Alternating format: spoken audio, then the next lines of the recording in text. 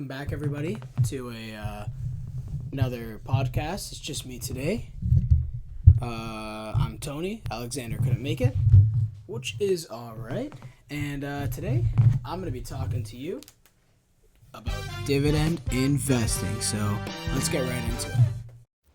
Just a quick reminder, we are not financial advisors, and this is not financial advice, so make your own decisions based on your own research. All right, guys, so for this to work out, I'm going to tell you guys a little bit about what dividend investing is, and then I'm going to give you a couple of my favorite picks for future dividend companies. So how dividending works as an investor is you put your money into a company and essentially buy shares of it, right? So you own a piece of a company. Okay? So you have money in a company. The company makes money or makes a certain amount of revenue a year.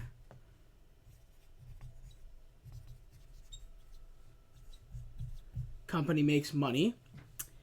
And you get a kickback on their revenue, essentially.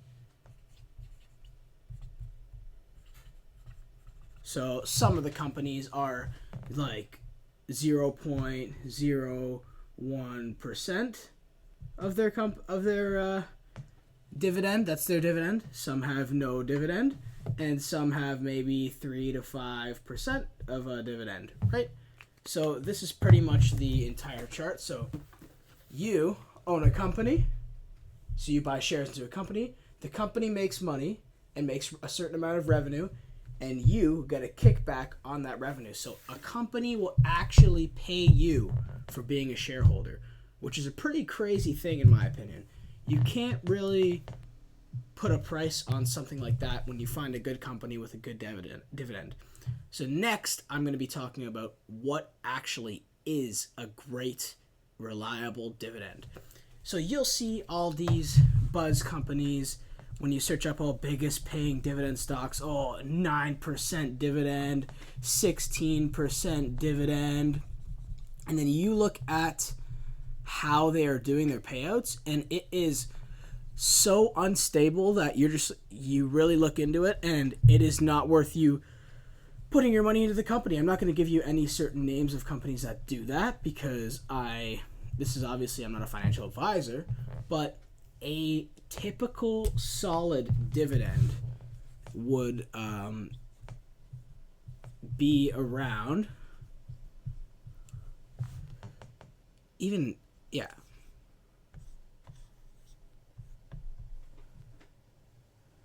So a typical solid dividend that you're looking for is around 2 to 5%, okay?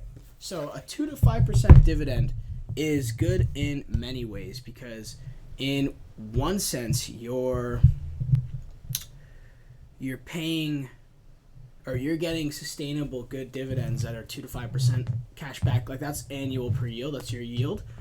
So 2 to 5% is probably the best range of sustainable dividends. So what you don't want to happen is you invest in a company that has an 8 or 9% dividend and they're using everything up, or they have like really good free cash flow one year and they're dumping money, paying people back in dividends. You're like, oh wow, this is good.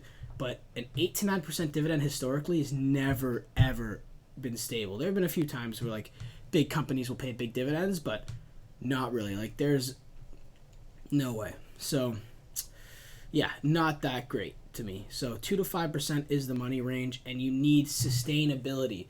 That's the big word we're talking about. Sustainability.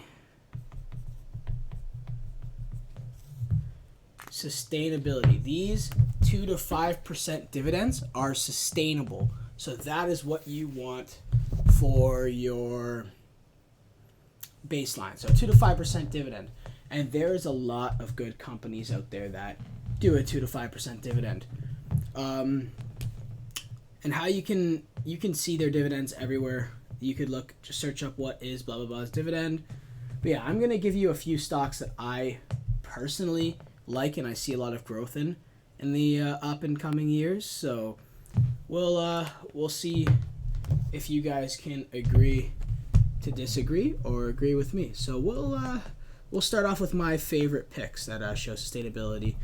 I'll start off at these aren't really ranked, but my first company would be United Health, okay? United Health, ticker symbol UNH. It is a healthcare stock. And me personally, I'm not big on healthcare stocks. However, this stock was a $600 stock just 6 to 8 months ago. And it was everyone was still buying it up. So it is the giant in America. So United Health is the giant in America for tech or for big healthcare. It gives you a dividend of 2.7%. That's their annual dividend yield average. It's 2.6 to 2.7%, which is absolutely phenomenal. So the thing with United Health is it's a cash machine. It pretty much holds like a monopoly in America because of its giant moat. Like, it is never going anywhere. It's pretty much the Apple of healthcare in America. And I'm not a big healthcare stock guy. Like, I do not like healthcare stocks at all. But United Health is something that I have been keeping on my radar because it's at such a cheap price. It's, I think, trading at around $320 or $350 right now. It got beaten down over its last earnings and its last geopolitical talks that have been going on, which is fine, but it was looking at I thought it was on my radar because it was getting down to historically low prices, especially with its price earnings ratio. So United Health is definitely on the list. It pays a 2.7% dividend, and yeah, it is amazing. It optimizes health. It's always to the race. It beats pretty much every other big or small company, and it dominates. So that's one of the reasons why I love United Health. They make so much cash. They have so much cash and so much free cash flow. It's unbelievable. So they're able to use that free cash flow and give it back to investors like not even close to like running their pockets dry. Like a 2% dividend is phenomenal for them. I'm just pulling up some stats here. Where is it? Yeah, so their payout ratio is under 50% of their earnings and cash flow, which is a big thing, and that makes them good for sustainability. So they've been increasing their dividend for around 16 to 17 years straight, and they've been having a solid big dividend. I'm not saying big increases, I mean like very micro and minute increases, but phenomenal company overall. So what I was looking for to get into a stock, undervalued, lots of cash, pays a good dividend. And United Health is all three of these. They are very undervalued. They pay a 2.7% dividend. Their dividend has been increasing, and they're drowning in cash. So I love this stock. Moving on, we're going to be talking about one of the banks in Canada. Canada's banking system is they're next to none. So even though Canada's been going through a little bit of issues with their dollar, I still want to leave. I can't leave this one off the table. So we're going to be talking about Toronto Dominion Bank, or TD Bank. So it's in a lot of countries worldwide. I know it's in the U.S. and Canada, which is the biggest thing for me. They pay a 3.3% dividend, which is pretty crazy. And it's been sustainable. They have, so their payout ratio is, 36%, okay? So that is actually less than United Health's, but United Health has obviously a lot more cash flow, or free cash flow than TD Bank. So TD Bank is a great stock. They pay a 3.3% annual dividend yield. Their payout ratio is 36%, which means they are covered well by earnings every year, and they have lots of margin to grow. They are very safe. TD Bank is a very safe stock to buy for sustainable growth in your dividend as well as your stock. I think their price to earnings ratio is like 11.3 or something, which is pretty much the industry norm, which is very well priced for a bank. A lot of these banks in Canada have been getting inflated, but the best part is, since the Canadian dollar is so low because of what's been going on, we've been getting hammered on the geopolitics side of things. The US dollar is also in our favor, which is good for Toronto Dominion Bank, because they do a lot of their operations in the United States. So if you look here, if the Canadian dollar goes down, the United States, like the USD, goes up, and it kind of hedges a position in a sense that it doesn't really matter if the Canadian dollar and the US dollar fluctuate, because both of them kind of balance each other out on the scales, right? So that is pretty good. And the thing with TD Bank is they're very conservative in the way they deal with their money. And that is what I love about them over any other one of the banks in Canada. They are, if you want conservative done business with they use very conservative estimates. They hold back. They're holding a lot of cash.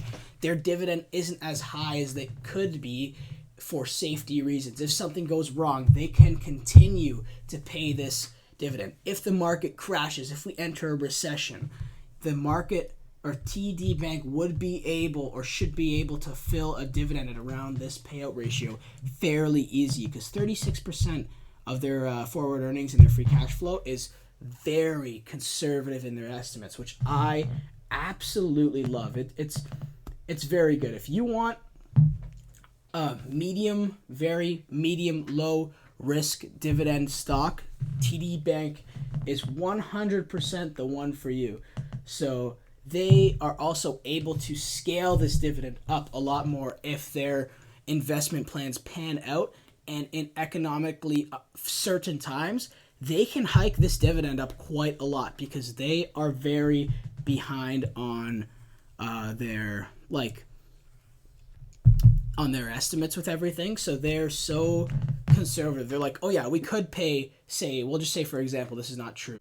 So yeah, we could pay a 4% dividend to be like, they'd be conservative. They could pay a 4% dividend, but we're actually holding it back to 3%. Because we want to be safe, and that's what I love about TD Bank. So it is really, really good. So it's a dividend aristocrat, kicks butt. So yeah, they're not excessive like some of these big companies, and they're very conservative in their estimates, which I love, because if you guys are like me, you love stability. So that's pretty much what I'm trying to get at here. So those are the two stock picks I'm going to give to you today, but we'll go back just to touch up on why you don't want a 9-10% yield company. So what I was just talking about with their free cash flow, both these companies' free cash flow and sustainability, reliability, dividend growth, most of these 9-10% yield companies do not have that at all.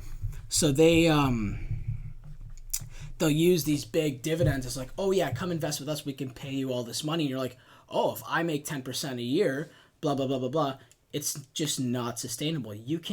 No company can sustain a 10% dividend or even like an 8 or 9% dividend. It's pretty ridiculous if you ask me. Like, these companies that do that try to get people in, and then they get their ex-dividend rate or their ex-dividend date, and that's how it goes. An ex-dividend date is the date you have to be in a company before their dividend comes out. You can't just, I want to invest in TD Bank, look at their earnings. Their earnings are tomorrow, and invest in them, and then tomorrow you get the money. No, there's an ex-dividend date where you have to be invested in the company to get that quarter month's dividend.